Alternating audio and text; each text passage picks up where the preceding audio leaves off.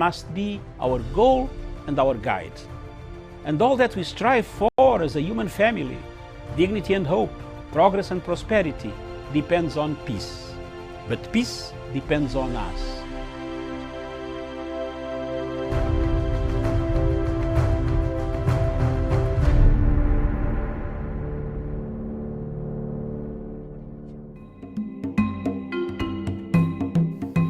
Viewers, good morning. This morning, I want to address the issue of Uhuru Kenyatta's legacy. The legacy of His Excellency President Uhuru Kenyatta of Kenya keeps on moving, keeps on going forward and forward. Since the handshake in 2018, that brought about the peace, the tranquility, the unity of purpose, President Uhuru's star has been rising. All over Africa, people are thinking of using the model that Kenya used to stop any form of violence, chaos on the streets after elections. As you know, all of you are aware that elections in Africa produce two things: after or before or after the voting. Disputed elections, winner takes it all, loser doesn't accept the results. But the Kenyan model takes us miles and miles away from the normal type of democracy. The democracy, a negotiated format, a consensus format. A democracy that gives consensus a chance. A democracy that talks about the future of a country, the unity of a country, as opposed to a fragmented country, polarized country, where most African countries find themselves in. We have seen in the last 10 years or so, most of the elections in Africa have been contested by the opposition. Very few people in Africa, countries in Africa, where opposition has conceded defeat and come up to congratulate the winner. We have seen the South African model has worked very well. The Ghanaian model has worked so well. I don't see any other country in Africa where the models have worked well. I thought it would be Sierra Leone, but today we see Sierra Leone going back to the same ethnic tensions, as you can see from the reports that are circulating in the international media and the local media. So elections in Africa are contentious issues. They create a contentious position, create a departing point for the people of Africa, of that particular nation. The legacy of Uhuru Kenyatta, therefore, will be remembered for having brought the tranquility that we have today, the peace, the new format, the new tool of having a better organized civil Africa, an Africa without violence, an Africa without chaos after elections, when the opposition accepts to work for the interests of a nation, not personal interests. This has worked in Kenya, and thank you very much, Your Excellency President Uhuru Kenyatta, for the tenacity and the steadfastness that you have guided this handshake up to today. For those who want to mutilate the handshake, belittle the handshake. One lesson they should learn is to look at Libya. Libya was once a territory we all respected. It is no more. Let's keep the handshake and the legacy of President Uhuru Kenyatta. Thank you.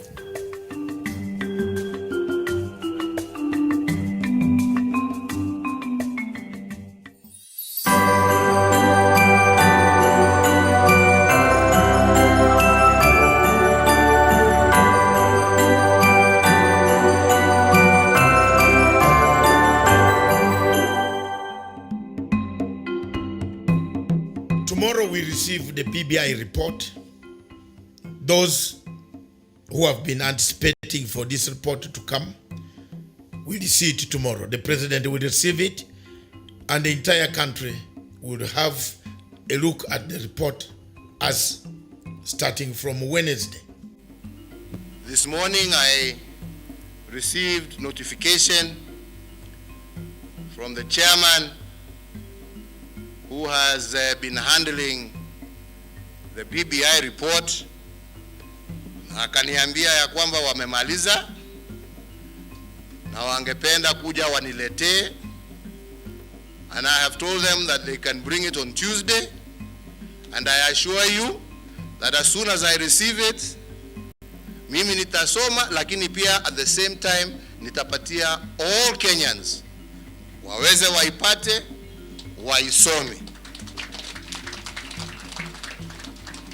My only prayer, especially to the political class, kwa sababu mimi najua wananchi hawana shida. Jameni, tusome. This is an opportunity to engage in meaningful and peaceful discourse. We don't want to divide the country. Only a fool will say that there are no issues in this country that do not require addressing. So let us address them. The biggest thing that has happened to Kenya is to audit the way we live, the way people live. Most African countries have never audited themselves. That's why there have been wars, conflicts, corruption, and so on and so forth. But for Kenya to have decided to stop at one moment and said, come on, why are we fighting? We are fighting because of elections. We are fighting because of corruption. We are fighting because of lack of patriotism. If BBI can bring out some of these issues, Kenya will be the best country that you can always enjoy and think about in Africa. Of course, there will be people who want to take this matter further than what it is. It was merely a collection of views that will be put to test through institutions that are laid down by the law. And after that, the MPs and the country will decide whether there are some questions that need a referendum or not, or there are things that they need to adjust so as to bring quality of service, development for everybody. A shilling for a person. 1 shilling, 1 person. Just as it is 1 vote, 1 man, 1 vote. And that is what it is. That's why countries like South Africa, they don't have a problem. Whether they have voted which government or whatever government, the services will reach everywhere. They have a shilling for a shilling. If you are 2 million people in place X, you will have that 2 million shillings. That is it. It is there so that people cannot quarrel, because politics is not made in a vacuum. Neither distribution of resources are made in a vacuum. And that's my take.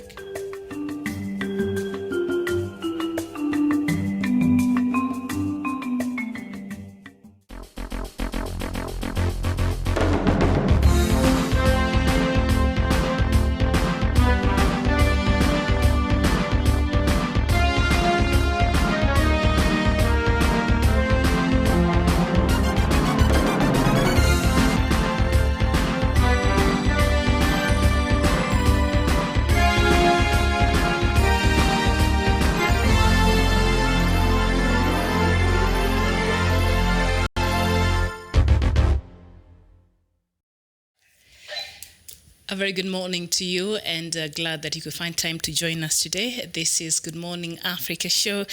The station is Punchline Africa Television, and my name is Miriam Ogutu.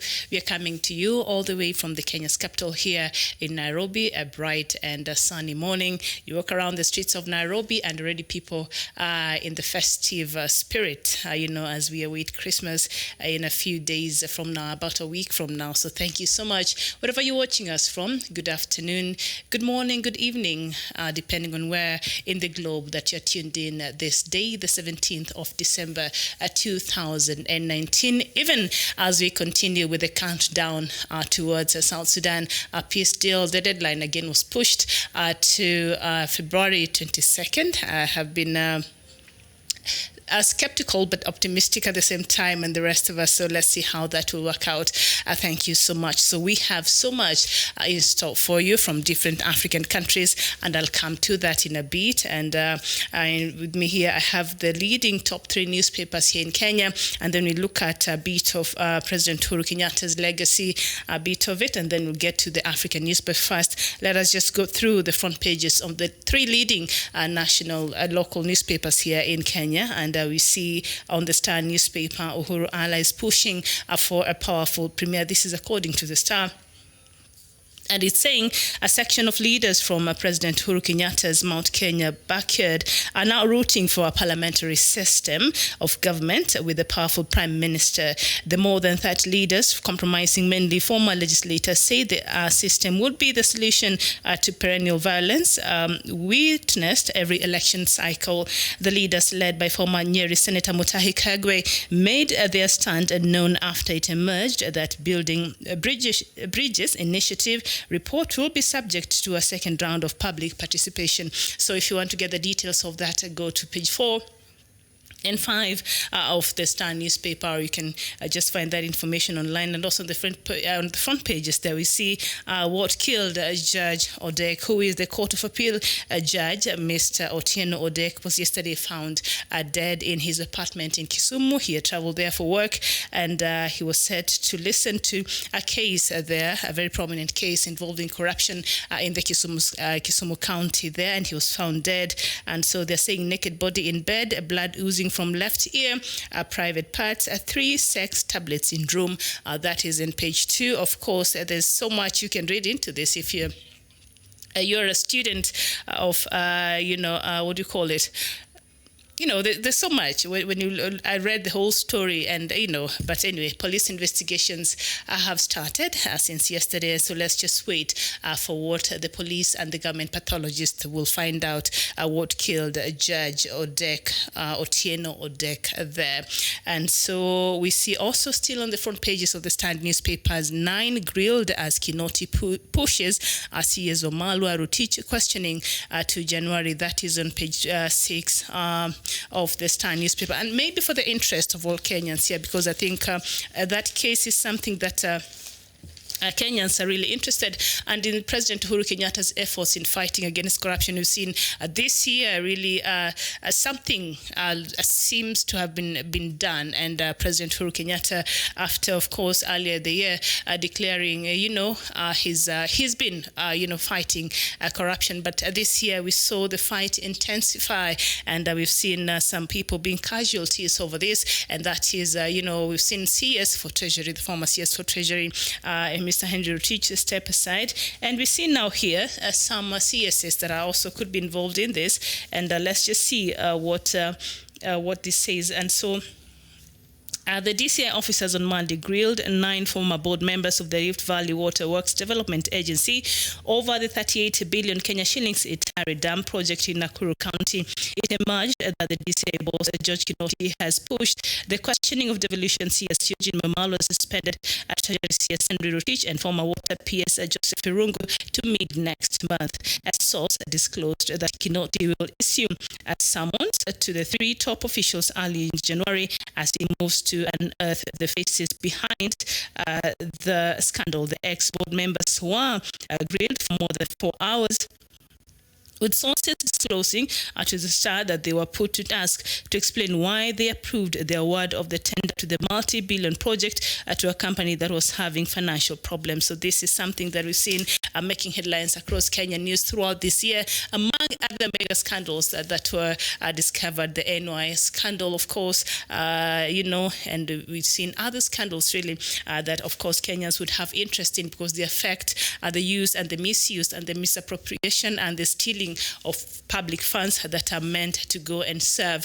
for the greater goods of all Kenyans. So that is in the front pages of the Star newspaper. So now I would just like us to look at Daily Nation, and you see Ruto out to crash Mrs. Mutu. And I think we mentioned this letter here yesterday, that affidavit or letter that Machakos governor went to the police to report an incident. So I'll just look at what is on the front pages here in regards to that story, and it says, I was petrified not only by the threatening words uttered by Dr. Ruto, but also by the intensity of his eyes and angry tone of his voice, Machakos governor says in a statement which was immediately dismissed by the deputy president's supporters as fictitious and fit for a television show's script. So if you want to know the details of that, and this is something that was trending yesterday after that letter was made public. But if you want to get the details of that, you go to page 4 of the Daily Nation newspaper here, and we've seen a very sad story here. One of the mega retail chain stores, Nakumatt, seems to be coming to the end, and it is an end of an era as curtains fall on a giant Nakumatt. With all efforts to revive the former regional retail giant having failed, and Nakumatt has sold its last 6 stores to rival Naivas in a deal that will see the familiar brand completely disappear by the end of the year. That is a very sad story.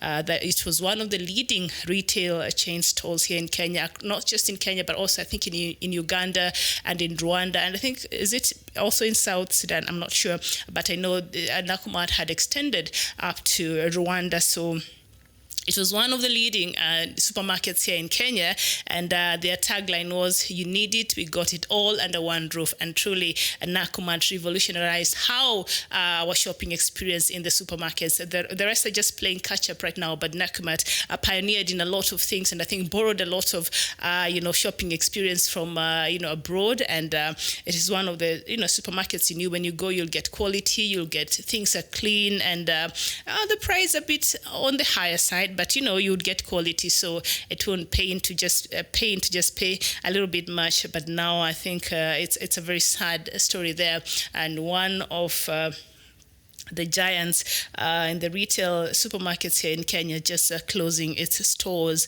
And so the story is on page 11 of the daily newspaper. Also yesterday there were some hearing over the AG, the Deputy Chief Justice Philomena Mwilu. Remember, she has a case over corruption and money laundering and all of that. We talk about this year very much. And I see here AG biased against Mrs. Mwilu, and the story continues to say that Deputy Chief Justice Philomena Mwilu now wants Attorney General Paul Kihara Kariuki and Law Society of Kenya's representative in the Judicial Service Commission, Macharia Njeru, to recuse themselves from hearing a petition against her filed at the JSC. While proceedings of the petition went on at a closed-door session yesterday, Ms. Mwilu filed fresh case documents with a new demand. So I'll not get into the details of it, but if you want to get the whole story, you can go to page 5 of the Kenyan of the Daily Nation. I wanted to say the Kenyan Constitution. That will be something else, but page 5 of the Daily Nation there, one of the leading newspapers here in Kenya. So as I said, I'll not get in too much into the details of what is in the papers. Just a look at the front pages, then we look at really how far and what is happening in regards to President Uhuru Kenyatta's legacy, and then we'll delve into the core of this, which is the African news. And so on the last newspaper here, the Standard newspaper, how fake Pastor Isaac Mudhui swindled Kenyans, 2.7 billion Kenya shillings. Self-styled IT guru and investor faked a powerful online profile and lured thousands of people to buy into his virtual currency empire, only to disappear with their money. I don't understand. When will Kenyans learn? When will Kenyans learn? the greed and the need and the want to be rich and to, there's no shortcut. If something looks too good to be true, probably it's not true. So I don't know how many times Kenyans will have to be conned. 2.7 billion Kenya shillings, that's a lot of money. I hope this will serve as a lesson to those people who are still naive and I think there's a shortcut to getting riches. I think they're just praying into, the naivety of some Kenyans, and now everybody wants to own homes and these posh cars and all of this. But you have to work hard unless you really want to be mentioned in this mega, corruptions in this country where people get money very quickly. But outside of that, I think you have to work hard and just earn your way up there and earn your keep. There's no shortcut. So for the people who are looking to, get rich very quickly, then now you see you're being swindled. 2.7 billion Kenya shillings, man, that's a lot of money that this fake pastor swindled Kenyans. So I'm hoping that the police are on it, I'm sure, and the DCI will probably get a hold of him, and some of this money will be returned to the people that he stole from. And there was in Uhuru and Raila parties, that is on page 6 of the Standard newspaper, the handshake thawed tension between the president and opposition leader, but stoked a fiery internal rivalries among the loyalists, and we've seen that play out. But sort of the side of NASA, the core principles and their supporters later on, I think, calmed down, but we've seen that made things worse in the president's party, that is the Jubilee Party, and the crack that has existed now has become a full-blown rift, and we've seen that play out in the national, stages there. And now Jubilee internal matters now has become a national issue. I don't know how, but there we are, and it's been politics since then. And the handshake, as much as is a good thing for this country. And, maybe, as we talk about President Uhuru Kenyatta's legacy, I think that is one of the things that he would want to be remembered for, that while he was president, he was able to bring Kenyans together. He was able to make sure that he left a cohesive country. He was able to make sure that he solved the problems that see Kenyans, going at each other every 5 years during our electioneering period. And so on the other hand, it's good for this country. And I was just reading somewhere this morning, I think at the BBC on their online page, and the U.S. ambassador to Kenya has said, they support the BBI, that and the handshake that happened between President Uhuru Kenyatta and opposition leader Raila Odinga, but also said there are a few things that he feels were left out on the BBI report. And I think we've also expressed that here, because the core problem and the core thing that really causes us all this mayhem every 5 years is our electoral process. So that did not seem to be captured very well. They did not prescribe a solution, or perhaps they did not give the suggestions by Kenyans on how we could arrive at a solution that everybody will be, not everybody, you don't expect everybody to agree, but at least the majority of Kenyans will agree and will be comfortable that this will actually move the country forward. So that part was vaguely looked at, and they did not delve so much into the issues and how, that will be solved, and the problem that comes during the electioneering period, how the solution and the way forward. So we're waiting because, the president decided to extend the mandate of the BBI committee. Initially, it was to end because it was an ad hoc committee where this is formed to look at into a very specific thing. Once they hand over the report, that's it.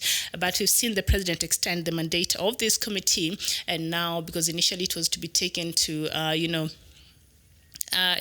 it was to be taken to experts, but as we read here, I think last week, some cartels somewhere, or some people, or some individuals were already ready with their own names of the experts they felt would take care of this whole process from where the committee, the BBI report committee there had left. And so I think President Uhuru Kenyatta, sensing that this might not go the right way, or perhaps, some of the interest that these people would, come with might pour water in the whole process, and the results that were presented to the country through the BBI report from various Kenyans across board. So President Uhuru Kenyatta saw it wise to extend the mandate of the BBI committee. And so a lot of people are not very happy because, as I said there, apparently, from what we were reading from the newspapers last week, they were ready with their own suggestions, their own people that they wanted to place there. And that is how things work in this country.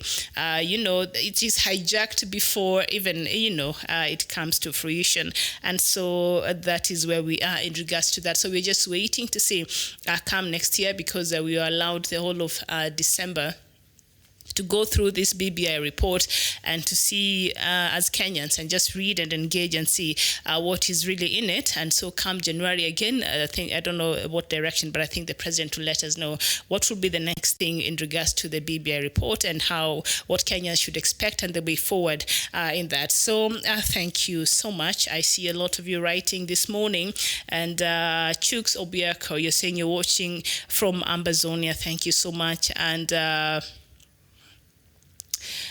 all right. Okay. Britton Eka, you're saying, good morning, Punchline Television. Thank you for talking about the people of Ambazonia and the atrocity of the French Cameroon government to our people. Thank you for Africa. And you're welcome very much. And thank you. I think you're talking in regards to a video clip that we just played there of Dr. David Matanga speaking about the same a while ago before I came on air. And Chuksa Biaka, you're saying Nigeria army has been taken by the Boko Haram. So we have a lot to talk about, like Yaralum Temple. Thank you so much for your company, and all of you, thank you so much. And as you write, please let me know where you're watching us from. It's always a pleasure. And we have a lot to talk about, some information from Cameroon and the latest about Ambazonia, and of course some information from Biafra in regards to the activist Sowore. The latest there, Nigerian government has decided, you know what, we're going to work with impunity, and we're not even going to honor and respect our own constitution, because if the court gave a certain directive and a certain ruling, and the government has refused to adhere to its own court's ruling. So you wonder why is it that impunity thrives across Africa? So we will look at that in a very short bit. So I was just going through the Kenyan newspapers this morning, and we're looking at what's making headlines, and we've seen there a lot is happening. And still on the Standard newspaper, why I'm scared of Deputy President Ruto. That is according to Machakos Governor Mr. Alfred Mutua, who said he had a very unpleasant meeting with the Deputy President William Ruto a few days ago in our State House here in Nairobi, and that exchange left him very petrified, and now he said he's scared for his life. It is the manner in which he's saying that the Deputy President looked at him, and some words that he uttered that made him very, very uncomfortable, and he saw, he could not just keep quiet. So yesterday he went to the police, issued a statement, and some of that information was made public yesterday. And it is interesting to see how leaders in this country, in this country will receive this information. You see here on the Daily Nation, sorry, I'm going back to it. Senator Majority Leader Kipchumba Murkomen saying he, Mutua, is of no consequence to anyone to deserve any attention, let alone threats. And National Assembly Majority Leader Aden Duale saying you will not gain relevance by shouting names of leaders you who have achieved more than you can ever do. So there you go. Okay. And that has been making headlines across the Kenyan social media. And the hashtags yesterday was still, was still trending, including the song that was released over the weekend of celebrated Kenyan local musician King Kirk, and I think Dr. Matsanga addressed that yesterday. I'll not get into it, but I just appreciate the space of the freedom of speech that we have here in Kenya. Years ago, that would never have happened. You criticize the government, you criticize leaders who are in power, and you seem to be you're speaking a message that is rattling them.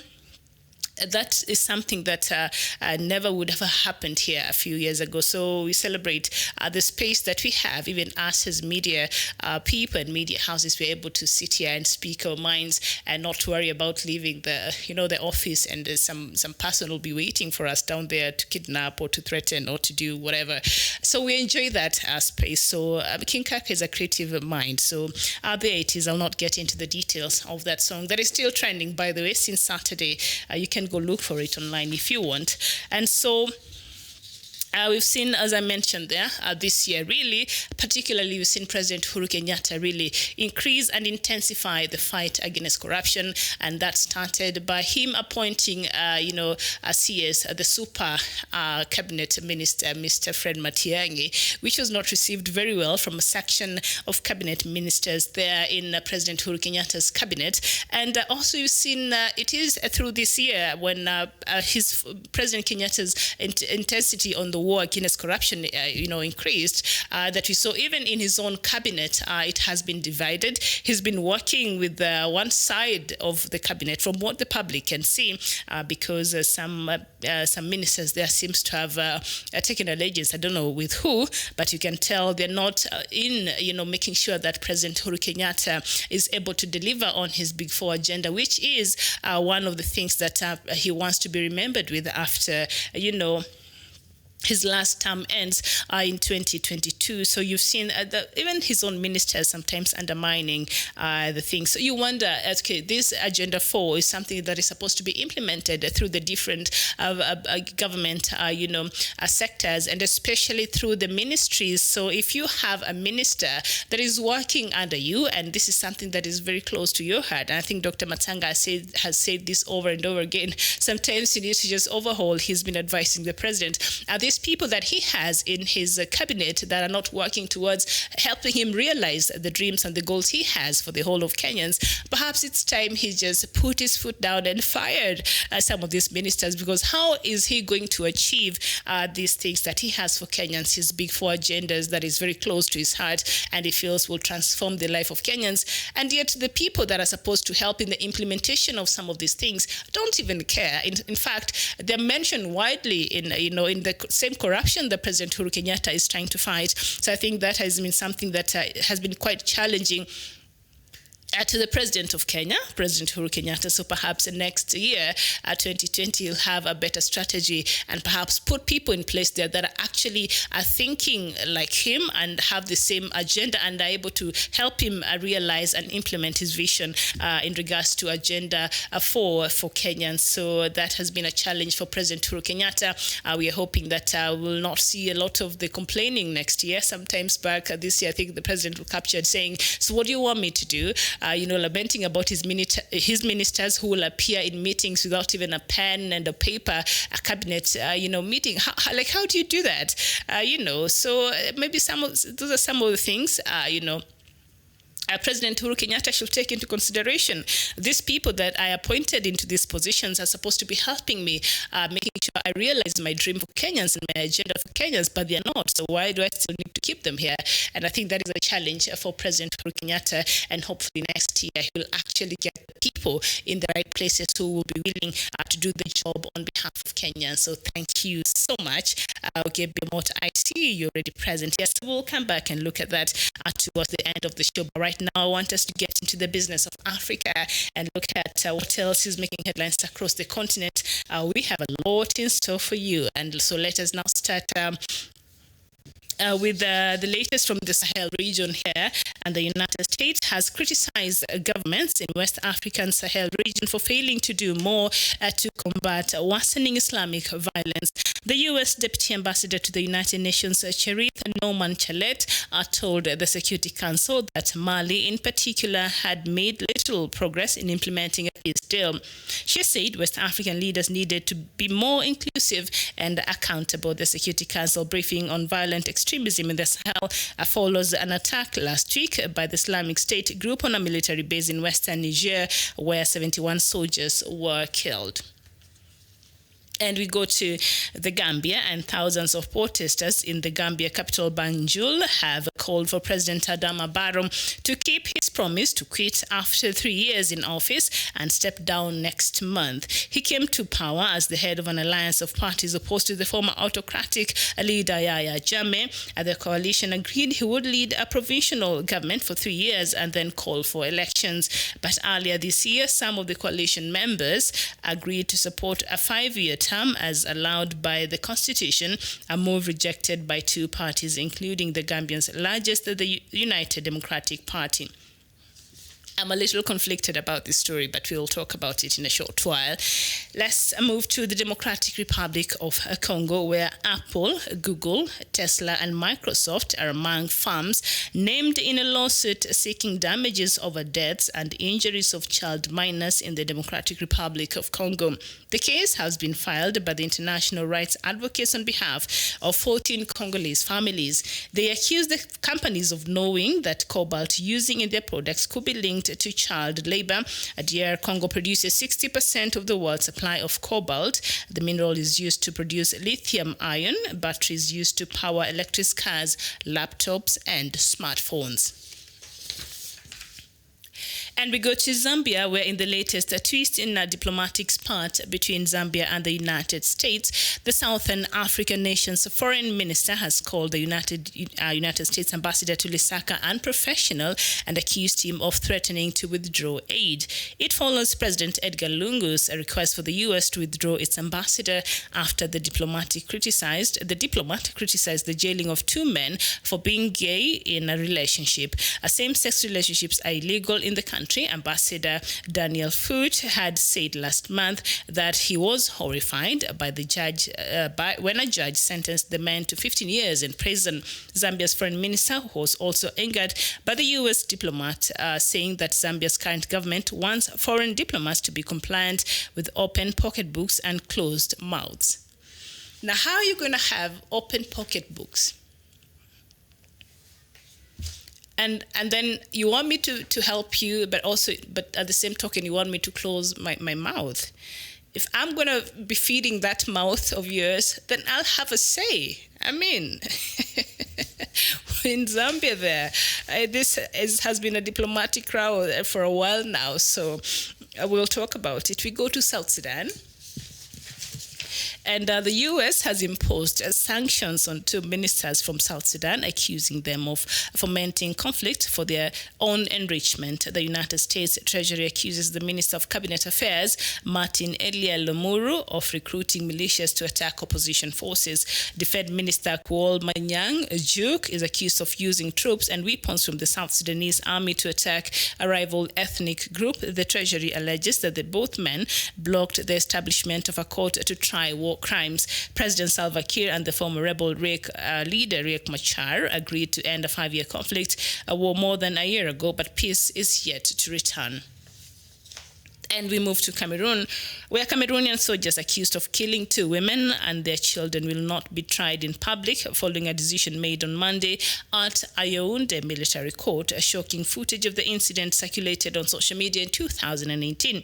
The government initially dismissed the video as fake news, but later opened an inquiry into the killing after a BBC investigation established that extrajudicial killings were committed by Cameroonian soldiers. Case hearings will begin in earnest on 20th January. Now, the lawyers are defending the 7 soldiers on trial. Sylvester Mbeng said he believes the trial has been made private because the authorities fear there could be damaging revelations. Human rights group Amnesty International has called on the Cameroonian authorities to ensure that women and their children get justice. And we go to Zimbabwe, where the estranged wife of Zimbabwe's vice president has been charged with attempting to murder him.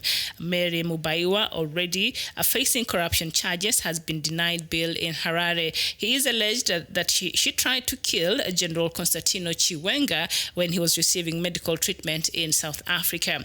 The estranged wife of Zimbabwe's vice president was initially arrested and accused of money laundering and fraud. The case was presented presented as proof of the country's new commitment to clean governance after the misrule of Mugabe's era. He alleged that she had tried to prevent him getting medical treatment in South Africa and she even pulled an intravenous drip of his arm in hospital. Now, this is very serious over here.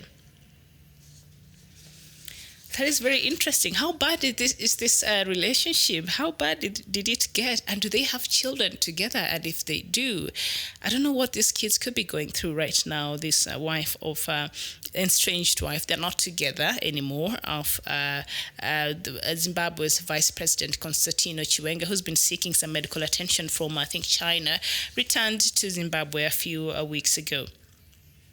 We'll go to Burundi, where Burundi's main opposition alliance in exile, the National Council of Compliance with the Arusha Agreement, says it plans to participate in 2020 national elections. A recent announcement of news conference with the team press officer Mames Bensubiyeko took many politicians by surprise. On Wednesday, the alliance executive secretary Anicent and Union Kuru arrived in the capital Bujumbura from Brussels, Belgium, along with 15 other opposition politicians who have lived in exile for the past 4 years. Nikonkura said elections were the only way to improve conditions in Burundi, which has been stuck in political turmoil since President Pierre Nkurunziza ran for and won a controversial third term in 2015. And we go back to still the Amazonian region there in Cameroon, and separatist fighters in western Cameroon have abducted at least 40 candidates for parliament and local councils in an effort to derail elections set for February. The government is promising to free the hostages and protect candidates and election officials for what it says must be successful polls. Now, in an audio shared by separatist fighter Samuel Nfoba, candidate for the February 9th, 2020 local election, says he is being punished by the Amazonians for defying their warning that no one should vote to or be a candidate in the joint local council and parliamentary elections. And among those listening to the audio is 51. Okay, yeah. So there you go. In February. So we'll talk about that. And we go to the Central African Republic, where a former Central African Republic President Francois Bozize, who was ousted nearly 7 years ago by a coalition of rebel groups, have returned from exile, his political party announced on Monday. Bozize intends to address the nation in the coming days, said Batina Bia, that is the Secretary General of the Kwanakwa Party, and he told journalists yesterday in the capital Banjul. Bia didn't say how Bozize had returned home, but a Central African court recently overturned an order prohibiting their air companies from bringing Bozize to Bangui there. So we shall, it's very interesting and interesting developments there from the Central African Republic, also one of the countries in Africa that peace has been very elusive and has not been very, a solid peace there. There seems to be a semblance of it, but not as much there, same as the Democratic Republic of Congo, which has also been making headlines in the recent past over the same. We've seen a lot of killings. I think yesterday here I was reading some news of some people who were murdered yesterday, and over the weekend. So very troubling, information there from those countries. But on Central African Republic, I'll come back, with the rest, and perhaps we'll learn more about the former President Francois Bozize. And we go to the latest in regards to the feud between Uganda and Rwanda, and a long-delayed meeting to resolve a protracted political dispute between Uganda and Rwanda in Kampala has failed. Dr. Olivier Nduhungirehe, Rwanda's Minister of State for Regional Affairs, on Friday said that the 7-hour closed meeting with their Ugandan counterparts had failed to reach an amicable solution. Initially scheduled for mid-October, the meeting of the ad hoc committee on implementation of a memorandum of understanding the two countries agreed in Luanda in August was postponed twice amid rising tensions and counter-accusations. There's really they don't trust each other. These two countries, or these two leaders, basically. We go to Nigeria, where the Attorney General of the Federation and Minister of Justice, Mr. Abubakar Malami, on Monday indicated that he could not ask the Department of State Services to release Omoyele Sowore from custody. The minister said in the statement that he could not take a unilateral decision on to release of Sowore without a recourse from the court, where the Revolution Now protest convener and his co-defendant Olawale Bakare were being prosecuted for treasonable felony, among other charges. And that is the latest from Africa this morning. Thank you so much for your company. So now I would like us to just go through quickly, some of those news that I just read. And let me first appreciate your presence here. Moses Godwin. Okay, let me start with who is this? Moses Godwin, you're saying the problem of Africa is the leaders don't want to leave power honorably. They want to stay in power till they're dealt. Okay. And all right. And Chooks of Biako, you're saying Biafrans are being taken away from their home to unknown destination in the bus marketplace on the way by Nigerian Boko Haram army. Day by day. So, okay, very also disturbing reports there. Chooks Obiakar, thank you so much for that. And Francis Aluga, you're saying, please tell Nigerian government to let Biafrans go because we are not Nigerians. We want Biafra, and believe you me, Biafrans must be free. Nothing anybody can do about it. All right, your sentiments there. Keep writing to us and let us know where you're watching us from. I see Moses Godwin, you're saying you're watching from Switzerland, I believe, and yes, the rest of you. All right, fine. So now, as Obama is the one killing Africans, that is according to Francis Aluga. Okay, these are very strong sentiments there, sir. But thank you, your belief. So, as I started with the news from Sahel region in West Africa, where it has been a melting point of insecurity that starts, and the epicenter of it is of course Nigeria, Boko Haram, but this matter here, and we keep talking about it here, and we keep saying if this thing is not handled very, very properly, this will bring mayhem to the whole continent of Africa. It is just no longer a problem for the Nigerian government or a problem for the Nigerians, or it is not about that anymore, because we've seen Boko Haram growing day in, day out, and we've seen the murders. We've seen now in Niger here, I think yesterday I was reporting on that news about the killings that happened. 71 soldiers in Niger were murdered by Boko Haram. How many deaths do we report here that happened in Mali? And of course now the United States is accusing Mali of some laxity when it comes to the fight against Boko Haram. Now this is what I don't understand.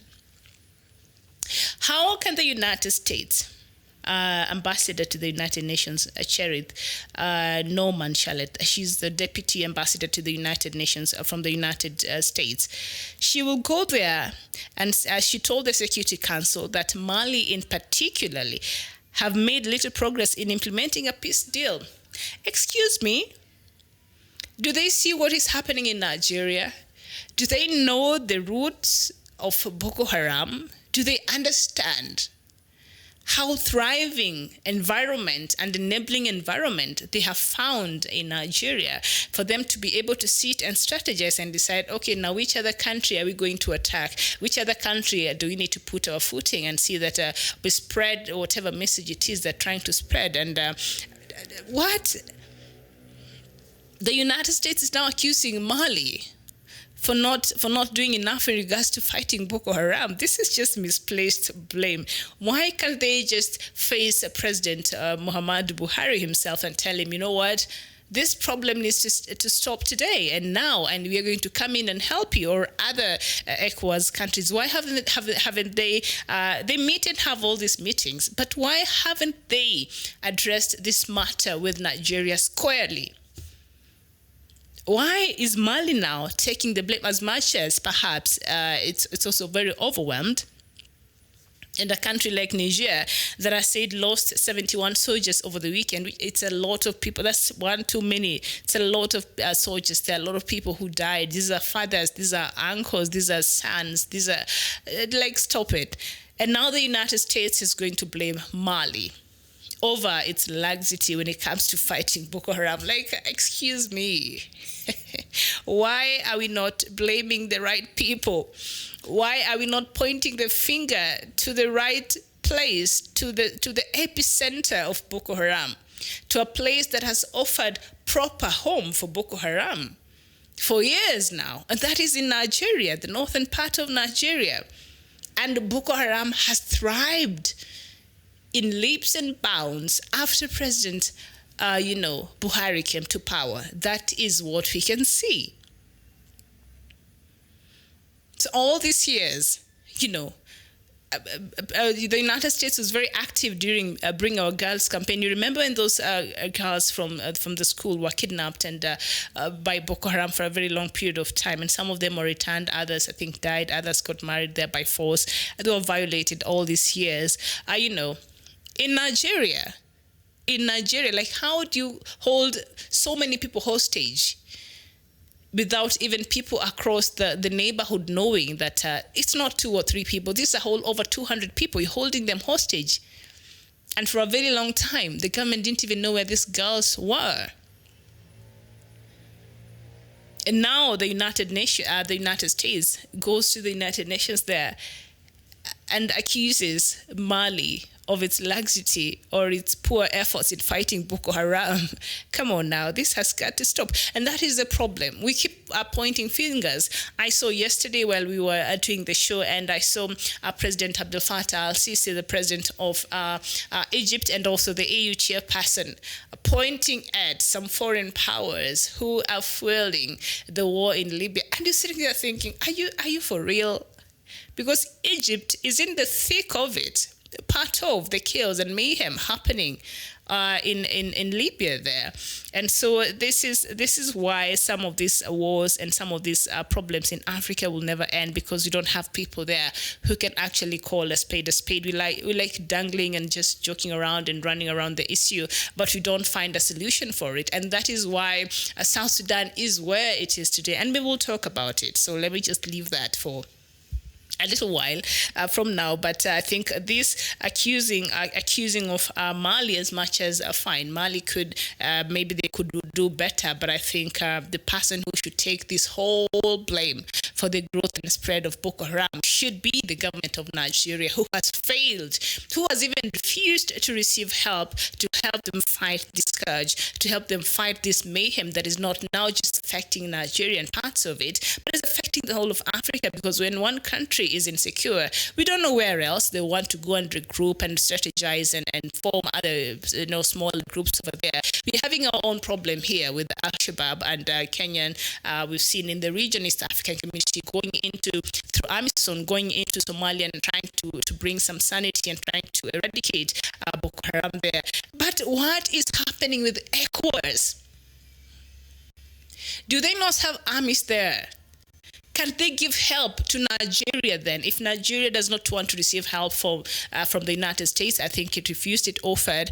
Nigeria refused. South Africa also was willing to offer some help. It refused, and some other countries. Why can't the Sahel countries now, the West African, African countries from the Sahel region, why can they come together and coerce the government of Buhari and say, you know what? No, because this thing is not just affecting your country, but it's also now spreading in our countries, and the insecurity and the deaths of, our people. This is unacceptable. And so now here's the thing. We're coming in and we're offering you help. So now let's just work on a strategy to make sure that we help you curb Boko Haram. What is ECOWAS saying about this? Every time you see that they had a meeting, they were talking, they had a meeting, they were consulting with what? About what? And we've seen only, I think, the French soldiers coming in and helping, but not even in Nigeria. In countries like, say, Mali and Niger, we've seen the French military, they are really intensifying in their help. But that is not enough. It has to come from the government itself. It has to come from the people. There has to be a will that, you know what, we are overwhelmed. Come in and help us. And this is how we're going to work together. The same way Somalia did. So Boko Haram has been left to thrive because the government has refused to find a solution for it. And now they're blaming Mali. Mali is not the epicenter of Boko Haram. Mali is just, found themselves in this casualties. I think pressure should be put on President Muhammadu Buhari. And the other day, I said here, he gave a statement and he said Boko Haram is technically defeated. Like, what is that even? Well, we come here every day and report the deaths that are happening in Boko Haram. When you see the videos and the maiming and the killings, and it's horrifying from a human standpoint. You can't even look at that. Is it not moved by things like this? Does he not think, this is not right? As the leader of this country, one of the biggest economies in Africa, this is something that should not be happening here in Nigeria. Why is it that he's refused to take a proper action in fighting Boko Haram in Nigeria? Because that is the epicenter. And now it is spreading to other countries. It has spread. And we see the mayhem they are causing. This is not right. And the United States, as much as we want to sit here and talk about Mali and how it has been slow in implementing a peace deal, I don't know what Nigeria has done in its part. But we need to point the finger where it should be pointed at. The people who have made Boko Haram thrive. The leadership that has refused to fight or to receive help against one of these groups that is now is a face of terror across Africa. And they've made Al-Shabaab look like a kid's play. Now it's just Boko Haram all over the place, because Al-Shabaab is just Somalia and a few bombings in Kenya. The government improved. The government of Kenya improved in its intelligence and things like that. So that nonsense of grenades all over the place stopped. And the government took a very stand, position and said, what? Even for you Somalians who are in Kenya, you've come into Kenya as refugees, and we've offered you a place to stay, and this is your home, and we're okay with that. But you're the ones sometimes. Because even after the government was going through all that process, they hide these people, not the Kenyan Somalis, but Somalis who had come in the country. So they refused, and the government took a not very nice stand. But at the end of the day, you can walk freely in the streets of Nairobi, because it was becoming very terrifying. At the end of the day, you can go to a mall, do your shopping, sit, eat, enjoy a movie, whatever it is, and go back to your place, because you're feeling you're feeling safe. A few incidences here and there in the borders between Kenya and Somalia, especially that happened over the weekend. We lost a few soldiers, but we've done our best in trying to curb some, Boko Haram, and of course the government of Somalia has been helpful in that regard. So. This is, I think, that President Buhari should just be held accountable.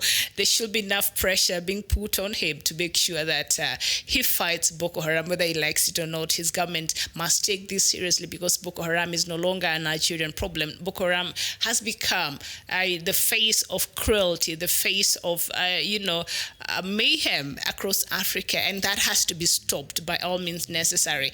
I've not even had AU address this matter. I don't know why they wait until things get out of hand. That is when you see Mr. Musa Faki and his office are trying to issue a press briefings. Why are they not engaging with this country early enough? Why are they not finding ways and strategies? Why are they not speaking to the government of Muhammadu Buhari, president of Nigeria, and telling him, we're here, I think this is a problem that should be addressed, and African Union should take the leadership on this one if other ECOWAS, say bodies like ECOWAS, have not been able to do so.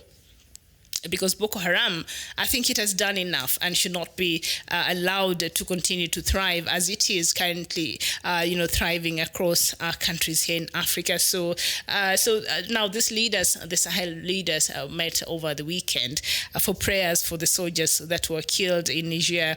71 soldiers were killed. So you're meeting over what? These meetings you keep having, which is the way forward?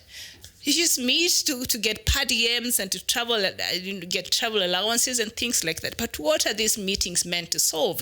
Because the last time I checked, I sit here all the time and I read about these meetings, peace meetings, security meetings that the Sahel countries are holding in regards to finding a solution. What have they done so far in regards to finding real solutions on the ground in curbing Boko Haram. I don't understand. So there it is. That is the latest there. That the United States is now criticizing governments in West African Sahel region for failing to do more to combat worsening Islamic violence, and especially they're saying that Mali in particularly had made little progress in implementing a peace deal, which I do not understand at all. All right, enough with that. And now let's go to Gambia. And problems seems to be brewing there in the Gambia. I don't know why we don't learn. I think we had a show earlier a few days ago, and we are looking at do Africa ever learn from its own history, from the things that has happened from the past? Since becoming independent 66 years ago, the first African country became independent. That was Ghana. And the prime minister who later on became the president, Kwame Nkrumah, and the vision they had for Africa of founding fathers was spectacular until this other lot of leaders came in and messed everything, essentially messing our future, and just they've been sellouts and, selling our future to God knows who. So now, in regards to do Africans learn from our history now, it's just the other day that President Yahya Jammeh was removed from power, remember? It's not even far off, just the other day. And now we see his successor here, President Adama Barrow, seems to, I don't know, and I said earlier that I'm a bit conflicted about this story in regards to, okay, fine, he's not really going against the constitution of the Gambia, but also he gave his word that when he was being sworn in as president, that he will only be a president for 3 years. Now, the Constitution allows for a presidential term there for one term. It's 5 years. All right. So in this regards, actually, President Adama Barrow has not really broken the Constitution. He's not violated the Constitution. He's not broken the Gambian laws in regards to presidential elections or being in the office. But it is something that he made. I don't know, maybe it was in the heat of the moment, or maybe he didn't realize when you become president and power sinks in and you're thinking, you know what, I might stay here a bit longer. I think that is what is happening here with President Adama Barrow. He realized, this seat of power that Yahya Jammeh did not want to leave, it's not very bad at all. So those 3 years, I said, I think we could just rubbish that. And now let's just stick to the Constitution, which now, that is the part that is conflicting to me. Let me just do the whole five-year term, because that is what the Constitution allows in Gambia. Now, thousands of protesters in the Gambian capital, Banjul, have called for President Adama Barrow to keep his promise to quit after 3 years in office and step down next month. He came to power as the head of the alliance of parties opposed to the former autocratic leader there, Yahya Jammeh, and the coalition agreed that he would lead a provincial government for 3 years and then call elections. So he agreed with other opposition leaders. So 3 years and then call for elections. So that is what they signed. That is what they appended the signatures to. But earlier this year, some of the coalition members agreed to support a 5-year term as allowed by the Constitution. So some of the coalition members gave their blessings and said, you know what, it doesn't make sense. 3 years, not quite much. 3 years, what would you have achieved here? So perhaps you need to just go the full term allowed by the Constitution. But this move was rejected by two parties, including the Gambian's largest, the United Democratic Party. That will be the NASA of Kenya, or perhaps the Jubilee of Kenya, I don't know. So the demonstrators, part of the 3-year junta, 3 years it's called 3 years is enough. That is the slogan there, movement, are calling for Barrow to keep his word and resign next month. The winner of December 2016 election, Barrow first took the oath of office in neighboring Senegal. You remember he could not take the oath of office after he won. Mr. Yahya Jammeh did not want to leave power. So Mr. Adama Barrow traveled to Senegal, and that is where he took his oath of office. Remember the events that happened there in 2017? And he took the oath of office there in January 2017 in Senegal, as Jammeh refused to cede power before being sworn in on the Gambian soil in the following month. So in February 2017, Mr. Adama Barrow traveled back, to after Yaya Jammeh was ousted. Adama Barrow, who was in Senegal, traveled back, and he was able now to take a proper oath of office. The first one he took in Senegal. I think it's allowed by the constitution in Gambia. I don't know. But anyway, in January, so he traveled back to now have the official swearing in Gambia in February of 2017. And so he also said he would step down after 3 years, a commitment he has since cast aside in favor of seeing a 5-year term to its conclusion in 2021. In Africa, I'm now just learning, there's nothing like a gentleman's agreement, It's especially in our politicians. There's no honor. There's no honor. Like, you think a politician will give you the word and they will keep it? I think that. But now, when you're looking at these events that are happening in Gambia, this is something he made public. This is an agreement he entered with a coalition of other members. They formed a coalition, and and they agreed. You know what? You're going for 3 years, and after that, called for elections so that we just have a clean start, because we need you to be there for 3 years, stabilize everything in the country. So now, then the country can go. You can call for another election. But that was before he became president. That was before he spent a night in State House. That was before, he had a whole presidential motorcade, and now he's thinking, 3 years? No way. That is not enough. I need an extra 2. That is according to the Constitution. Now he's going back to the Constitution, the one that Yaya Jammeh was, breaking there after he lost and he wanted to stick to power. He refused to cede. I think the same case that happened in Cote d'Ivoire. Remember, former president, that one of them even found himself in the ICC from that situation there. So in Gambia, it didn't get that worse. But of course, President Yaya Jammeh right now is in he fled the country, and he's in Equatorial Guinea. And remember, Equatorial Guinea, Guinean president he is the longest serving president here in Africa.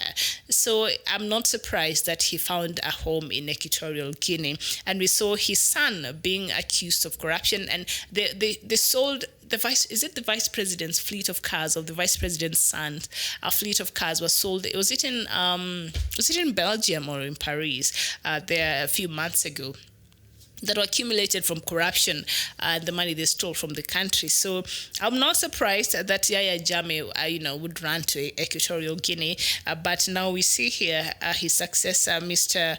Adama Barrow, seems to not have learned from that incident. Seems to not have learned that, when you give your word, your word is supposed to be your bond. But,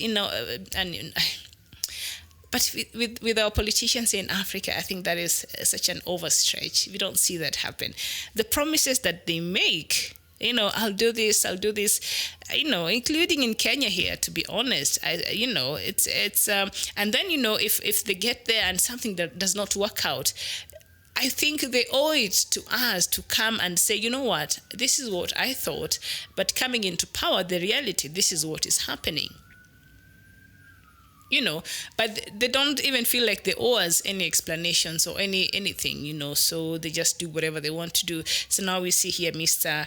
Adama Barrow finding himself in problems here. So yesterday there was a protest, and I think one of our viewers had mentioned here, what is happening in Gambia, please give us the latest. I think it was happening while we were on air, so we were not able to really know what's happening there. But Mr. Yaya Jammeh, who was supposed to be stepping down next month in January, is refusing to do so, and he has suggested that he wants to go the whole constitutional term allowed by the Gambian constitution, and he wants to do a whole 5 years, and the other coalition partners are coming in and saying no. That was not the agreement. That is not what I don't know if they signed something. That is not what we agreed on. And we want you to leave, but also a section of that coalition partners are saying it's okay. You can just complete your whole term, and then we can come back and have elections after that. So let's just see how that situation is playing out there in Gambia. We'll keep you up to date with the latest there from Gambia. So another story that has been making headlines is now Apple, Google, Tesla, and Microsoft are among the farms that have been named in a lawsuit seeking damages over deaths and injuries of children minors in the Democratic Republic of Congo. The case has been filed by the international rights advocates on behalf of 14 Congolese, families. Now, when I read, such stories, especially from Congo, I have a lot of mixed feelings. So in this incident, all, the car batteries, the electric cars, the laptops and smartphones, all their batteries, they use the cobalt, and the mineral is used to produce the lithium ion used to manufacture these batteries for the electric car, for the smartphones, for laptops. So you can imagine how many of those we have outside of the electric cars. They're still developing them. There are not so many across the world, but you can imagine how many smartphones you have. We have across, the world. And how many, laptops people use. And for me to look at that and to read that Congo produces, in the whole wide world, Congo produces 60% of cobalt being used across the world to manufacture these things.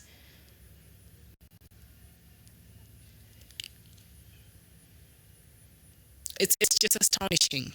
It's unbelievable. 60% of the world's cobalt comes from Congo. So when you hear people saying that Congo is one of the richest countries, not just in Africa, but across the world, it's for real, for real. And then you go to the ground and see the reality of Congolese and how they live. I see a lot of young Congolese men here in Nairobi. When you see to these nail salons here in Kenya, they're the ones who now offering the best manicures and pedicures. And they're very kind and nice and wonderful. And one time I went to one nail salon and I was talking to another young man there from Congo, and I said, "And why are you here?" And Congo, you guys should be there. I think it was the beginning of the year. You have now a new government. Are you optimistic that things might change in Congo? And he said no. And whatever is the words that he used and how he said it was very profound, and said nobody will ever allow peace to be in Congo. Our country is one of the richest countries in the world, but they will continue fueling that chaos because other people are benefiting when we're having chaos like this. So when these mega farms or these companies are going in there and buying cobalt from Congo, they're not even doing it the right way, I'm sure. Because if you don't have proper structures in place, I hear there are places where Dr. Matanga says that you can't even find in Google Map, but they are where the majority of the minerals are from in Congo there. So it's just sad. 60% of cobalt. And cobalt, it produces the lithium ion that is used to manufacture car batteries and, of course, laptops, batteries for for electric, cars, laptops and smartphones. And Congo produces 60% of that. It's just that enough is supposed to make Congo rich outside of the gold and diamond and copper that also it has in plenty. And today you look at it and it's just sad. I think Congo is one of the saddest stories and, stories we have in Africa that has happened due to poor leadership, even after the Belgium, Belgium was there and they made sure that over, say, 90% of all, when Belgium was was still colonizing, Congo, they made sure over 90% of all government works, of all professionals were Belgians, were from outside of Congo. So when they packed their things and left, there were no skilled laborers, there were no skilled people in Congo because they made sure, one, Congolese did not get a good education. They did not want them to understand really what is happening in their country. So they denied them a proper education, just enough to get you by, to express yourself enough, but not to allow you to critical thinking, because when you have a proper information and you're educated, you can look at things differently and try to look at other spheres of what you're being told and, look at. but they made sure that was denied. They did not give them a good education, and so they did not get better jobs in the government when Belgium was still there. So after they left with all the professionals, they left with all their skilled workers, and Congo was left like that. So the people who came, like Mobutu and the rest, they did not care. They had no knowledge whatsoever, and so it was easier to manipulate them and to use them and as gatekeepers, even as the country, Belgium and other countries across the world continue to steal from Congo. So when you see things like this, so these families have gone on to sue Congo. I think the worst part, and I was looking at a documentary there by, I think, the BBC, how children are the ones who are involved in mining some of these things. I think it's very sad, and the trend continues. The lack of education for children. It's very sad. So I'm just hoping this will be not even just about compensation for these families who have lost their children due to child labor in these mine centers in Congo, but also it will be an eye opener and seeing what really is happening in Congo.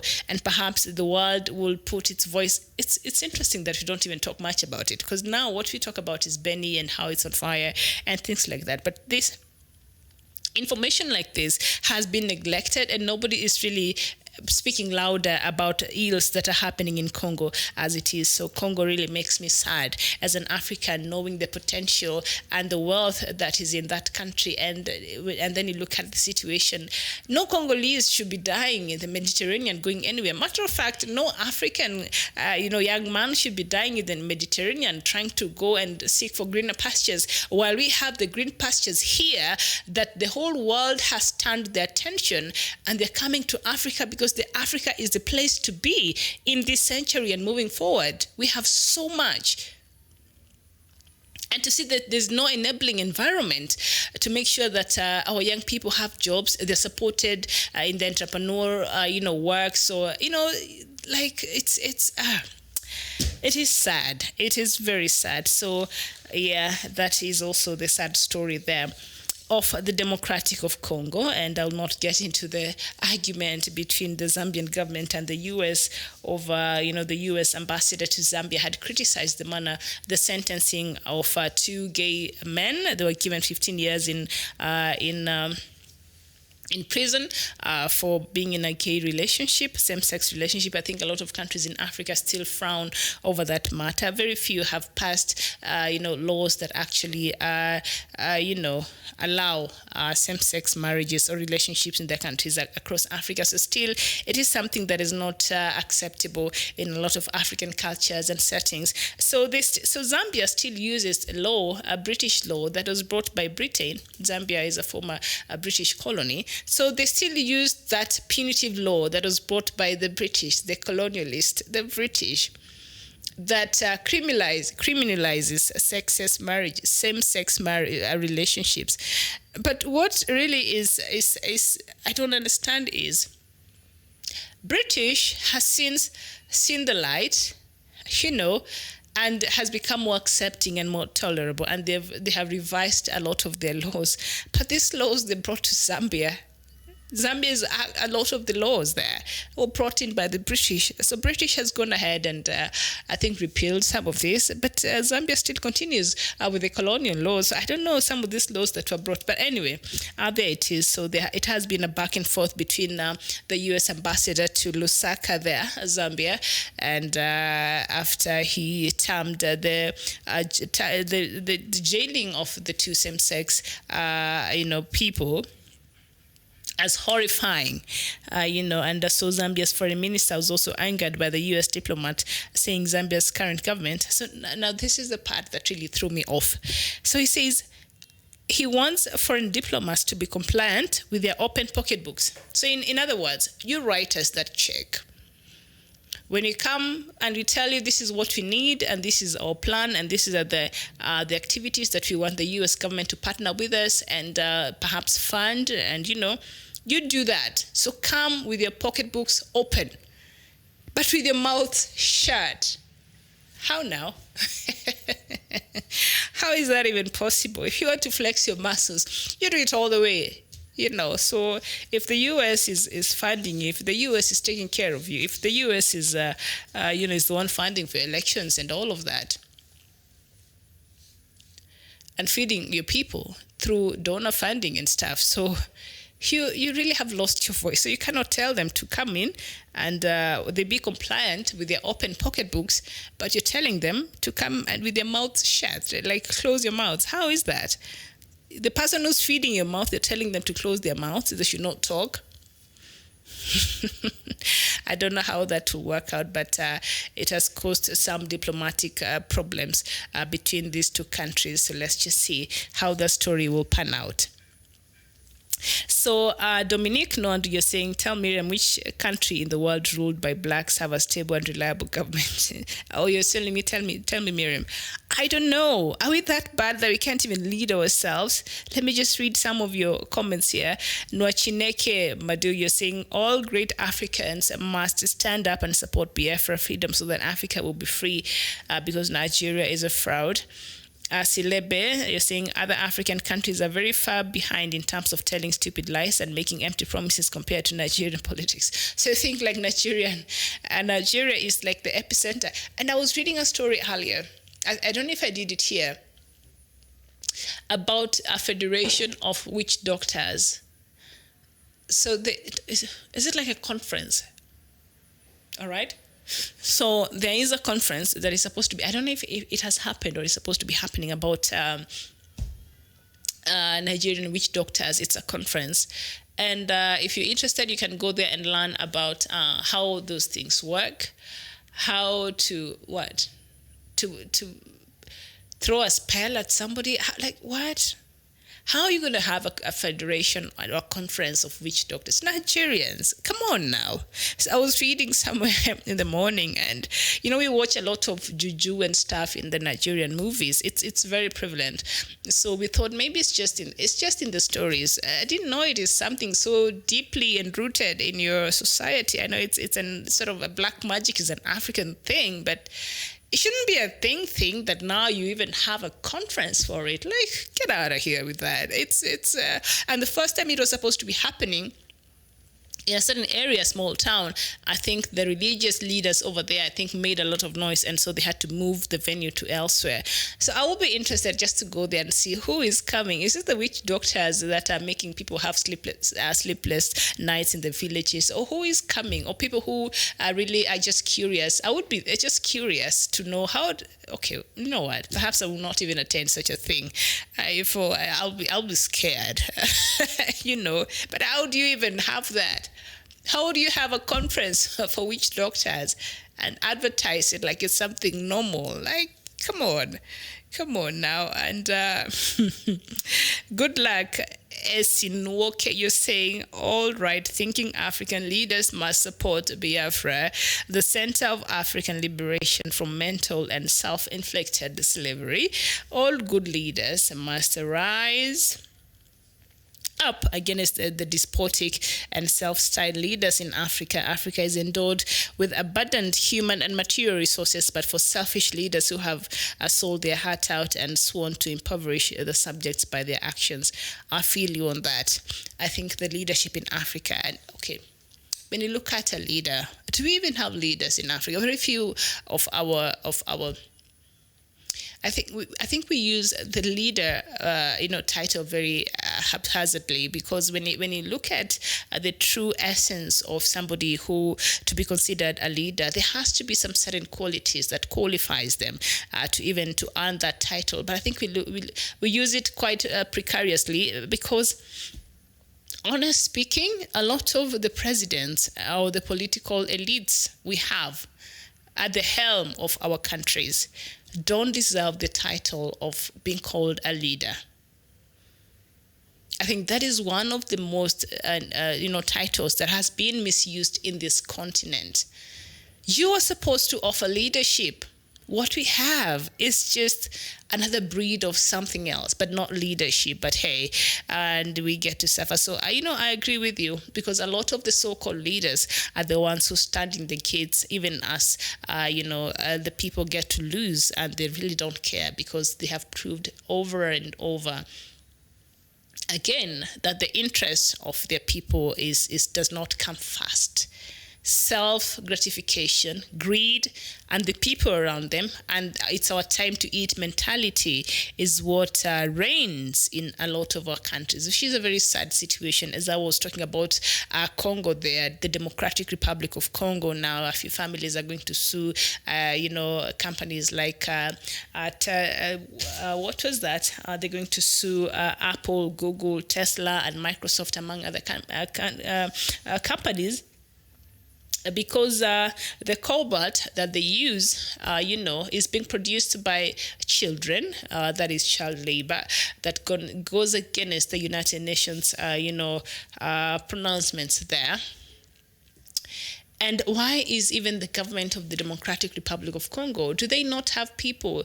Anyway, something that Dr. Matsanga again talks about here very much, the social contract. You would think in such an important sector, there will be proper government mechanisms and people there to see that things are done well, and there's no child labors there, children who are forced to work, who are supposed to be in school, who are supposed to be playing and just being children are there. And I was watching one of these, it was very sad. You'll see a father slapping a 5-year-old, forcing them to carry a heavy load of cobalt so that you can enjoy sitting there and scrolling through your iPhone. It is so sad. And the part that makes me so mad is Congo produces 60% of the world's entire cobalt. And then you see the situation and the devastation, the people of Congo, the difficulties, the lack of jobs, the poverty levels. Like, what? Come on now, something is not right. So let's stop using this leader title carelessly like that, because we don't have that. We don't have that in Congo. We don't have that in different places in Africa, because a leader will be mindful of the people that he leads. A leader will make sure that the country is okay. The children are in school. There's food on the table. The basic needs are met. They'll be working on reducing on the unemployment rate in their countries. But what do we see with our so-called leaders? No wonder we have AU and it is the way it is, because we have leadership there that is just pathetic. All right, so let's move to South Sudan now, and we are having a new sanction. I think the US this time round has just put in pressure on South Sudan, and it's not relenting there. All right. Tut Root, before I get to South Sudan, who is another letdown of leaders. I will even stop calling them leaders. I should find a title for them, especially those ones in South Sudan. They've disappointed that country. They've disappointed the people of South Sudan. We should stop calling them leaders. We just refer to them as the president and the vice president and the stakeholders, the beneficiaries of the chaos in South Sudan. All right? So to truth, you're saying Africa's leaders need to think logically to make Africa as a good place for we Africans people to live peacefully and live as rich nations, which we are. We have a lot of resources. A lot of resources. And Lord, may help us to find the good leaders who have good minds to use and care for their nation, citizens as well as themselves. As our Lord says, anything that you wouldn't do to yourself, do it. And I think that will be, I try to apply that in my own personal life. Do unto others. That should be the yardstick. Do unto others what, if done to you, then you will be okay with it. So if it will not be okay when it's being done to you, so why are you even allowing it to happen to other people? Ogebe Omot Ochan, we have qualified leaders in the continent of Africa, but very unfortunately, no chance. Yeah, the people who possess these good qualities that make a leader, they will never see the light of day here in Africa. We're just used to the chaos.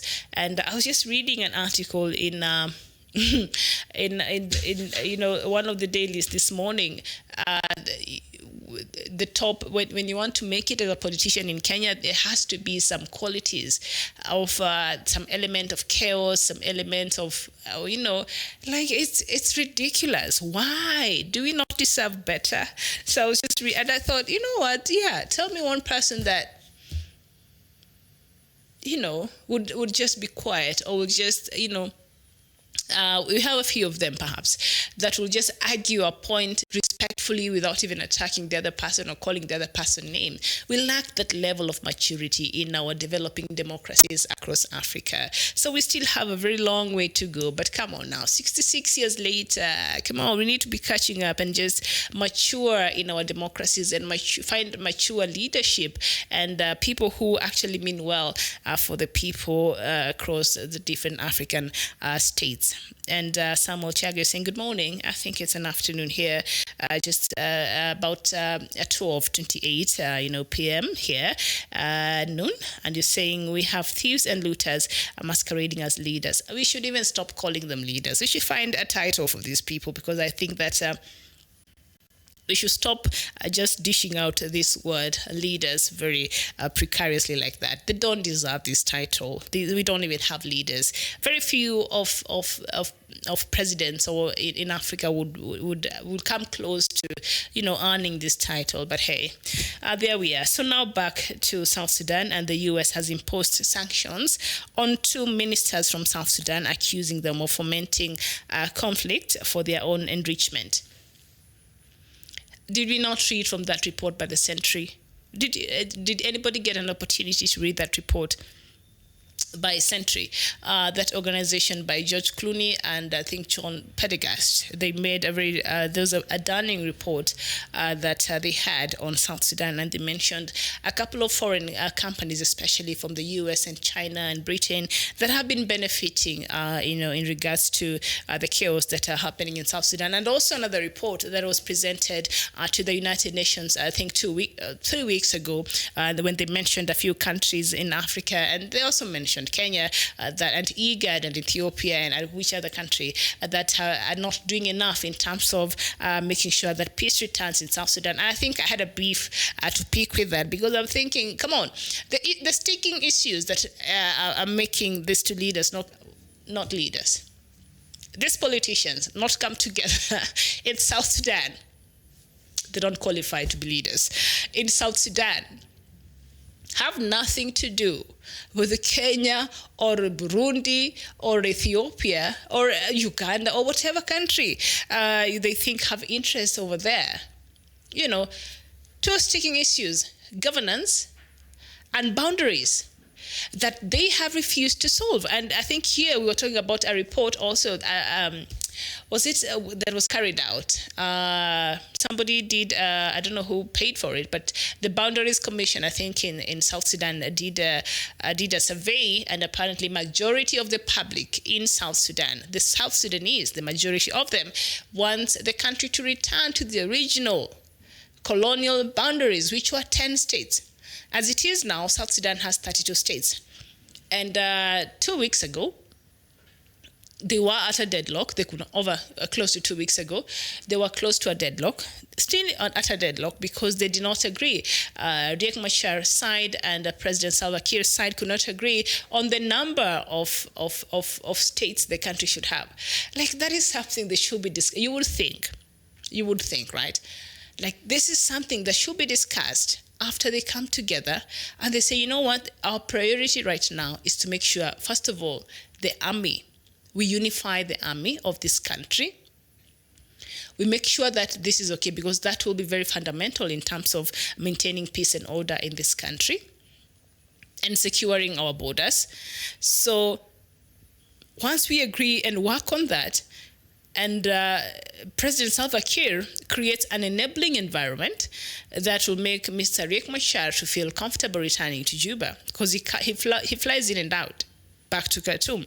He was there last week, and they were talking, and they came out and said, you know what, yes, the unity government that is supposed to be the deadline that was pushed to the 22nd of February, it will come to fruition, which I said I try to be optimistic, but very cautiously, because they've let they've not lived this year. They failed 2 deadlines in May and in November. So why give us a reason to trust that this 100 days extension, you would actually put your egos and your nonsense aside and just come together and work for the better good of South Sudan, because that is what has been failing. So now the United States has been putting pressure. Remember, it recalled its ambassador to South Sudan, and they're saying they're going to look the relationship with South Sudan, and that caused a lot of jitters in South Sudan there. And I saw the president coming out and saying, you know what, by United States removing its ambassador, United States is trying to say that it has no faith in the government of South Sudan, and it has no faith that the government of South Sudan and the stakeholders there would make sure that the peace deal comes to pass and the unity government is formed. President Salva Kiir, of course, judging from the past, it is difficult to have faith under your leadership that you will lead this country towards finding a lasting solution. You can't blame the United States for not having faith in the leadership of South Sudan. You cannot blame any actor or any stakeholder from outside, because you've had opportunities after opportunities to redeem yourselves, and you have failed miserably, including Pope kissing your feet. And now we're supposed to just, okay, fine, 100 days, it's, Merry Christmas, it's going to be well. No, I'm cautiously optimistic myself, and so now the United States has gone ahead and imposed sanctions on 2 ministers last week. I think it imposed sanctions on 5 people that are close to President Salva Kiir.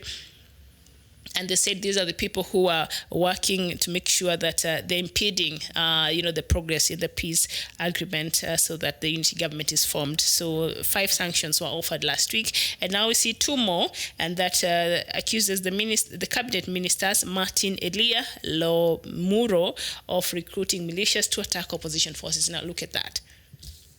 And also Defense Minister Kuol Manyang Juk is accused of using troops and weapons from South Sudanese army to attack rival ethnic groups. Look at that.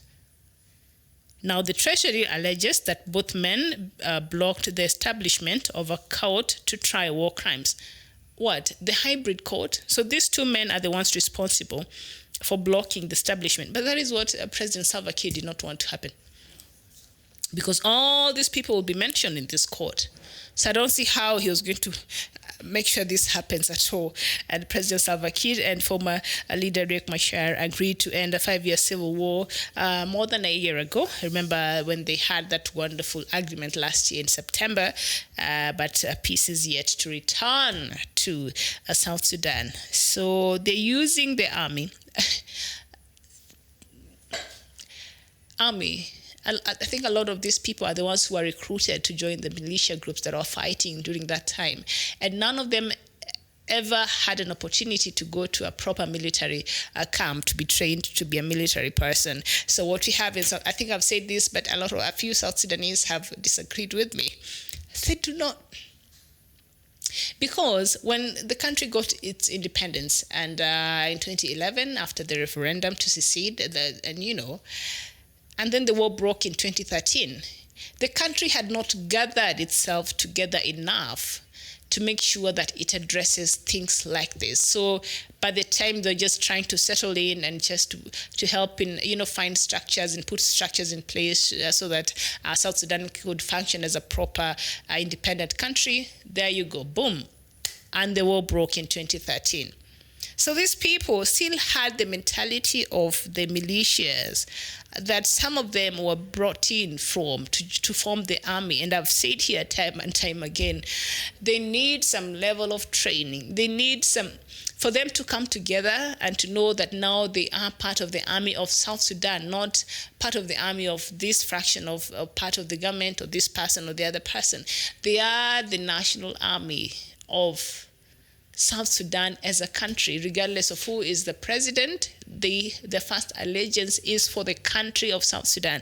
Until they're able to make sure they have that mindset, then peace itself will continue to be elusive, because these are the same people that are supposed to be enforcing law and order there. And, South Sudanese police are one of the most corrupt in the world. I know Kenya, we have our own ranking up there. There has been some police reforms trying to be done here in this country, but still it's a challenge. But something is being done. I don't know. It will take a while. Always there's some elements of people who always are out there, not to do the right thing. So we see that in South Sudan, that has been a challenge. And I don't know why that does not make up the top of the things that they should be addressing. And now we see now there's a stalemate when it comes to the boundaries the president wants. What they have now is 32, but they even want an extension. They even want 55 states. If it was left for President Salva Kiir, he would want to have as many states as possible in South Sudan. But Riek Machar had even suggested they go back to the initial 10 states, or rather they meet in the middle. So there was a meeting that was being mediated by a South African vice president, I think close to 2 weeks ago. And they refused to agree. The warring sides of South Sudan, they refused to agree, and they said, okay, so there's another coalition of opposition parties there, I think led by, I've forgotten his name, so I don't want to quote the wrong person. So they said, so this is what you're suggesting, this number and this number and this number. So there were 3 numbers that they decided, now let's divide this number by 3. Was it by 3 or by 2? So whatever number we will get, that will be the equilibrium. But they refused because the number was 21. 21 states, and the government said, no, we can only go more, 40 or even 55. So imagine that is what they're discussing in. While there are people dying, I was seeing some images of South Sudanese dying in the camps. Some soldiers are even leaving their places of station because they have no food. They cannot take care of themselves. The hospitals there don't even have medicine or staff. And some good news, I saw about 27,000 high school students sitting for their national examinations, the last examination. In here, we call it the Kenya National Examination. No, the Kenya Certificate of Secondary Examination, the last exam you have before going to college. So that will determine which university or college you'll go to. So I saw they were having that. So that is a good progress, 27,000. I hope next year there will be an improvement in terms of numbers there in South Sudan, because we need we need the young people there to have a proper education. But how can you have proper education when you don't have an enabling environment? So I can't even imagine the challenges they have to go through, even going to school, and the insecurity, the lack of proper structures there in schools, the lack of enough teaching staff there. So I can only imagine, so it's difficult as it is. So come on now, I don't want to call them leaders, but the stakeholders there in South Sudan and those politicians, President Salva Kiir and all his vice presidents, all 5 of them. Please now, and others. Let's just put the country first. So I don't know if these new sanctions that have been imposed on these 2 ministers will act to make sure that, Mr. President Salva Kiir and opposition leader Riek Machar and others are able to actually realize this unity government come, February. And I think a lot is to come. And the reason why the U.S. sanctions against South Sudan matters is because it is one of the countries, it is the leading countries in terms of donations, donor money, donor funding, or even just material things in terms of funding that they bring to South Sudan in a tune of $1 billion per year. So any action from United States side to South Sudan actually matters, because it impacts on the country's help and aid that the people of South Sudan so direly need. It's also another very sad story, from Africa, seeing the wealth that South Sudan has. It's ridiculous. But when you read the Century Report, you will understand why. And also, before I forget, that report that was presented to the United Nations Security Council that mentioned Kenya, Burundi, I think Ethiopia as countries that are perhaps doing some things that are not supporting the peace process. They said President Salva Kiir is actually happy with the way things are because he gets to benefit from the chaos. So that is why you see all these headlining positions. So that was part of the report. He's actually he's reluctant to change the status quo because he's benefiting from this chaos in South Sudan. How sad is that? And then you want to sit there and accuse Kenya. You stop it. And we go to Cameroon, where Cameroonian soldiers accused of killing 2 women and their children will be tried. I saw those images online. It's the saddest. They literally slaughtered the woman from her neck. And it was captured. Somebody captured. And these are soldiers from Cameroonian army. Like, what has the world come to? It's not militia. These are soldiers. These are trained soldiers. I'm telling you. So this shocking footage of the incident circulated on social media in 2018. But at that time, the government of Paul Biya dismissed this as fake news. But now, after a BBC investigation, we need the white people to come in and investigate for us so that we believe that what is being said is true. What? But after the BBC investigation established that the extrajudicial killings were committed by Cameroonian soldiers, the case hearing will begin now on January 20th next year. And the lawyer defending the 7 soldiers on trial, Sylvester Mbang, said he believes the trial has been made private because the authorities fear there could be damaging revelations during the hearings of these cases. Human rights group Amnesty International has called on the Cameroonian authorities to ensure that the women and their children get justice. You go Google those images. It is so sad to see a military person just brutally killing somebody that they're supposed to be protecting. And that is the case also, I think, in South Sudan, as well as other countries that have experienced a civil war across Africa. It's just sad. It's very sad. So I'm just hoping that justice will take its course. And yesterday here, I think a while ago here, I think also in the same news today, we've seen Amazonians. Let me tell you something. You're being accused of abducting at least 40 candidates for parliament and local councils in an effort to derail elections set for February. So the local elections, the parliamentary elections and the local elections, I think the councils, here we call them the MCAs, is set to happen in February. Of course, the disputed presidential elections happened last year, and President Biya has another 5 years to go because it was the next. It's 7 years. One term is 7 years there. Is it 7 or 5? I think Burundi is the one that changed there from 5 to 7.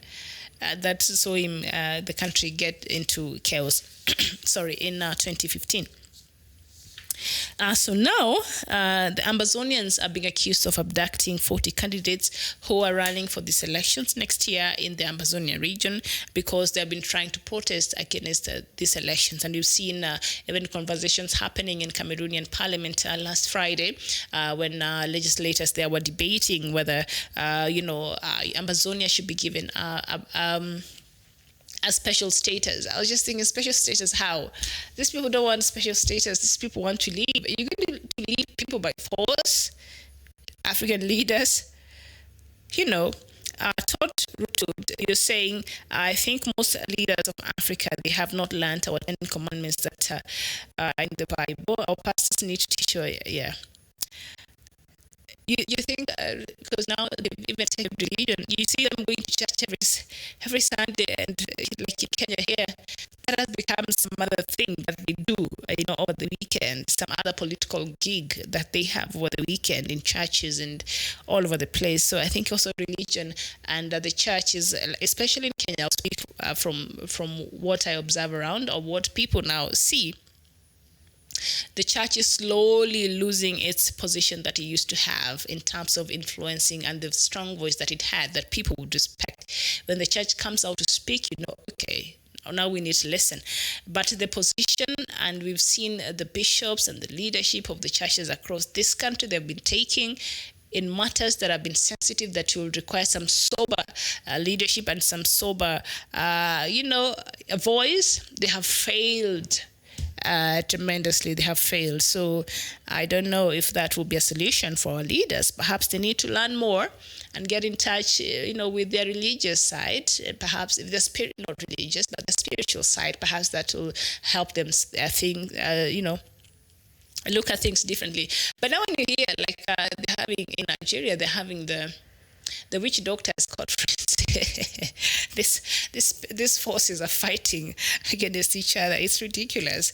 And so so that is what is happening there in Ambazonia, being accused of abducting at least 40 people. I don't know if what is happening there. Do you have any information about this? Any Ambazonian watching today? Dominic Nwando, you're saying the problem in Africa is that we don't respect laws. That is why the Western world is above us. That is very true. Very true. We've seen that in Gambia. We've seen in the different African countries. We've seen in the DRC.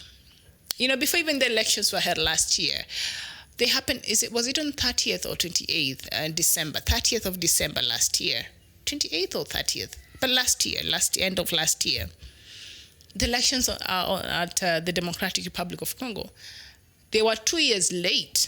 The elections were supposed to have happened in 2016, and the then president Joseph Kabila kept postponing. And now we see also in Nigeria when this activist and journalist, Mr. Sowore, has been in prison, and yet the court itself has ordered for his release. And you see the government of Nigeria acting with impunity to continue holding him in custody against a ruling made by a judge. People who interpret the constitution and the laws in a country, like, what are we talking about? So you know what, Dominic Nwando, I totally agree with you. The problem in Africa is we do not respect the law, and that has been the death of us. We continue to see our leaders and the people in those high positions act with impunity, with no regard of the law whatsoever. And so we see how now this has created all these challenges that now we have to deal with here across the different African countries, which is not very nice in a lot of times. So this other news, I think we read it yesterday, but still, I think when we were reading this news, we were talking about it here yesterday. We had not, the outcome of the case had not been delivered. So the estranged wife of Zimbabwe's vice president has been charged with attempting to murder him. This is the former wife, Mary Mubaiwa. She was facing corruption charges. Remember, the vice president for Zimbabwe had been away seeking for medical attention in China, so he just came back. At the same time that President Mugabe was in Singapore, Constantino Chiwenga was in China seeking for medical attention. And so when he returned to the country just a few weeks ago, it's not been long, I think, maybe 2 weeks, if at most. It's not a long time ago. He came back.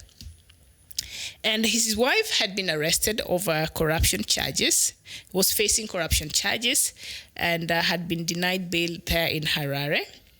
And now, yesterday, she was facing a case where she was being accused of faking the husband's signature on a marriage certificate, because what they had was a customary marriage in the Kenyan constitution that is recognizable by law. As long as in the Kenyan constitution, as long as you've stayed with somebody for 6 months plus, I think that has made, this come we stay things to sort of stop. Because if in the Kenyan constitution, if you've lived with somebody 6 months plus, that is your wife, that is your husband, period. As long as they can go to court and prove they've lived with you that long, honey, you are not escaping the law. So now, this lady had been married, but through customary marriage, African customary marriage. I don't know if they pay dowry over there, but in Kenya, a lot of communities here, you pay some dowry in whatever form. It depends on the community or the culture of different communities we have here in Kenya, which are several. So this lady had been married, I don't know for how long, to Chiwenga, but now I think they separated. We can tell not very good terms there. But what I've been wondering while reading this story, do they have children? And if so, I don't know what they feel about daddy making sure that mom is in court, and dad took mom to court, and now because mom faked their marriage certificate to dad, and I just don't know where the children come to play when it comes to such very sensitive matters there. So she was charged yesterday. She forged the signature of Chiwenga, on a marriage certificate. They never had a marriage certificate, so she decided, you know what? I'll get one, and then I'll just sign that, you signed it and we got married. I don't know what date she put there. So I think the vice president learned. And then how do you do it to a sitting vice president? Come on now. He learned about it, and so she was being accused of that. So yesterday she was charged with attempting murder. Apparently when Chiwenga was sick and wanted to go to seek treatment in South Africa, she had refused to make sure he goes there. And then apparently there's a point where he alleged that she had tried to prevent him getting medical treatment in South Africa, and then even pulled the drip out of his arm in hospital. You don't do that. But that is what allegedly Mr. Chiwenga is saying that this estranged wife was trying to do to him. And so I think that's when he went to China, and there are no reports of her going there to visit. So he's saying that she tried to kill him. So anyway, that is sad. Samuel Chaga there, you're saying our religious leaders have become as corrupt as the politicians, so-called leaders. Church has become a joke and a comedy, sadly. So a lot of churches have lost, their salt in the world, as the good Bible would say. And so there have been, it's not been very well across Africa. So we see that Burundi's main opposition alliance in exile, the National Council for Compliance with the Arusha Agreement, that is a political party in Burundi. The National Council for Compliance with the Arusha Agreement, that is the opposition party there in Burundi, wants to come back to the country and participate in the 2020 national elections that will happen next year. President Pierre Nkurunziza has been trying to reach out to opposition leaders, but not this one in particular. So I don't know how he will receive this news of the opposition returning to, Burundi and trying to run for elections. And so on Wednesday, the Alliance Executive Secretary Ancient Nyonkuru arrived in the capital Bujumbura from Brussels, Belgium, along with 15 other opposition politicians who have lived in exile the past 4 years. So let's see how that will work out there, and if that will change the political dynamics in Burundi. I'm not sure. So there's another news here that I read. Where is it? In Central African Republic, and perhaps we'll end with this outside of other news and the feud between Uganda and Rwanda. And the former Central African Republic President Francois Bozize, who was ousted nearly 7 years ago by a coalition of rebel groups, has returned from exile, his political party announced yesterday. Bozize intends to address the nation in the coming days, and said Bettina Bear, who is the Secretary General of the Nakwa party. Now, Bear also didn't say how Bozize had returned home. What, he did not take a flight? Okay. But a Central African court recently overturned an order prohibiting air companies from bringing Bozize to Bangui. So the government had gone there, and the government had made a pronouncement and said no plane will be allowed to bring Bozize home. But the High Court overturned that order, prohibiting air companies from bringing Bozize to Bangui. Remember, he's the former president there of Central African Republic, Francois Bozize. So this is what is happening now. Bozize supporters note how it was his overthrow that ushered in one of the most violent periods in the country's history. The rebel coalition's rule was so cruel that it led to the rise of another armed group, the anti-Balaka, the brutal sectarian conflict. Now, the rebel coalition known as Seleka was made up mostly of Muslim rebels who had long complained of being marginalized by Bozize and his government. The anti-Balaka's hatred of Seleka's brutal rule eventually led to Muslim civilians being targeted in masses, with tens of thousands being forced from the capital in 2014. Mosques were destroyed and Muslims were beaten to death in the streets and their bodies mutilated. So that was the result of President Francois Bozize. I hope he comes back to Central African Republic and just takes a seat and relaxes there.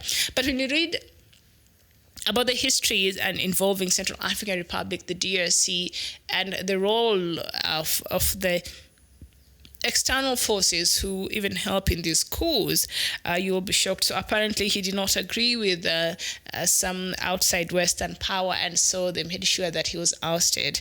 I will not get into the details of this. This is when I wish Dr. Matsanga will be here, and then we'll talk about it. But he's back to the country, so I don't know how this will affect the political dynamics there in Central African Republic, one of other African countries that is quite rich in its own right. But we've seen its masses being impoverished by, poverty and other things, because peace there has been very elusive there. They've not known peace in Central African Republic. So I don't know, by the returning of the former President Francois Bozize, will the government go ahead and arrest him? What will happen? So he arrived in the country, and of course the High Court there we see overturned an order that was given, I think, by the president now, that no flight was to bring Bozize back to Bangui there in Central African Republic. So it is not clear how he even returned to Central African Republic, but I think moving forward we'll see how this story will be developing there from the Central African Republic. I want to thank you so much. My throat is on fire, so I have to, and it's already time, so I have to go get me a glass of water. It's difficult talking for periods of time, and I feel like I'm developing a sour throat, so you can imagine. So I have to go now, but I'll see you later. I think in the afternoon we'll have another show by Dr. Matsanga. He had something that he had to attend to earlier today. So I'll see you later. For now, I think I need some self-care for myself. Thank you so much for your company. Thank you so much for writing in. Thank you so much for engaging with me. My name is Miriam Agutu, and it was a pleasure.